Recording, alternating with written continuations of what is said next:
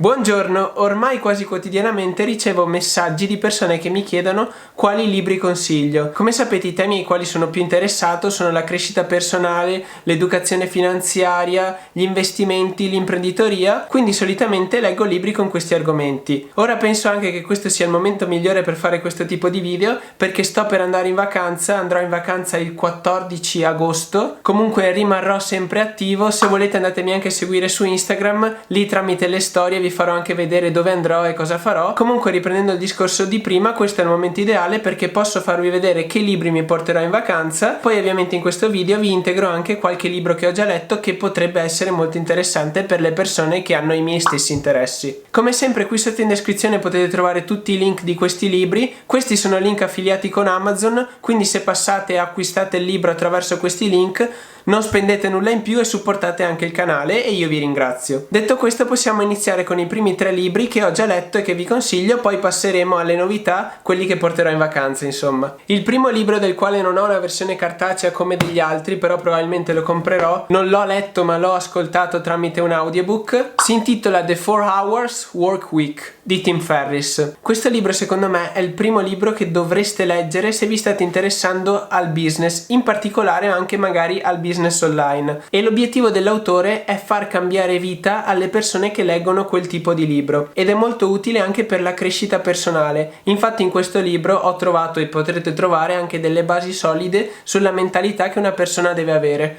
Uno degli esempi che mi piacciono di più è la ricchezza relativa. Un esempio molto semplice è: vi do 2 persone, una guadagna 150.000 euro all'anno e l'altra guadagna 30.000 euro all'anno. Qual è la più ricca? Voi risponderete di sicuro quella che guadagna 150.000 euro. Però non vi siete chiesti quanto lavora questa persona e quanto lavora l'altra persona, perché se per ipotesi la persona che guadagna 150.000 euro lavora 80 ore a settimana, mentre quella che ne guadagna 30 lavora 2 ore a settimana, fate i vostri calcoli, ma relativamente è molto più ricca la persona che guadagna 30.000 euro lavorando soltanto 2 ore a settimana. E magari, un discorso che fa anche l'autore del libro, riesce anche a risparmiare molti più soldi la persona che guadagna meno, perché vive in uno stato o in un continente molto più povero. Secondo libro, The E-Myth Revisited di Michael Garber. Questa, rispetto al primo libro, è una lettura un po' più pesante, quindi non so se sia adatta ad essere portata sotto l'ombrellone nel lettino. Comunque è molto utile per capire come automatizzare i propri business, come farli diventare anche magari franchising,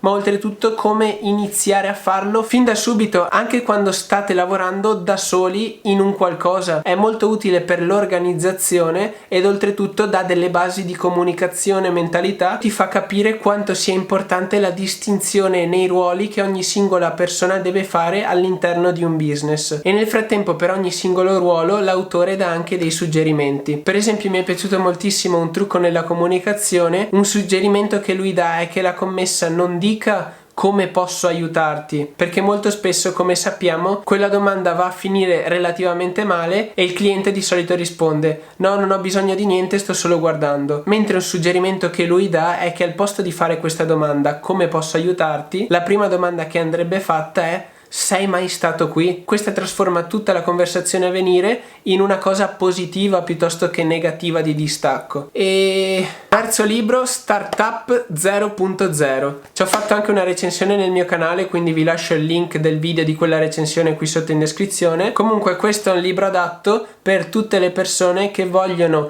portare avanti una loro idea innovativa o che vogliono aprire qualcosa di innovativo che può cambiare il mondo. Oltretutto Federico Pistono, l'autore di questo libro, al suo interno dà anche molti spunti dalle sue esperienze di inizio di startup, per cui per chi ha un'idea innovativa e la vuole trasformare in un business rivoluzionario, prima gli consiglio di leggere questo libro. Questo qui lo metto qua. Ora possiamo passare ai libri che io mi porterò in vacanza. Il primo è The Happiness Equation. Me ne hanno parlato bene moltissime persone. Questo libro, da quel che so, spiega anche con dati scientifici il motivo per il quale noi dobbiamo prendere tutte le cose con ottimismo e quanto importante sia questo per la nostra felicità e i nostri risultati in tutti gli ambiti della nostra vita. Questo l'ho già fatto leggere alla mia ragazza e gli è piaciuto tantissimo. Ora lo leggerò io in vacanza. Secondo libro, Nomad Capitalist. Probabilmente questo libro sarà un po' più pesante dell'altro perché Andrew Henderson, che ha anche un canale YouTube, spiega come ottimizzare il proprio business, risparmiare in tasse, cambiare la propria residenza, fare moltissime cose per diventare nomadi ma capitalisti e avere un business internazionale che funziona e ci fa anche risparmiare. Lo sto leggendo principalmente perché, come sapete, nel prossimo anno farò questo primo passo di internazionalizzazione, quindi spero di riuscire a trarre qualcosa di utile da questo libro proprio perché io necessito queste informazioni. Mettiamolo qui.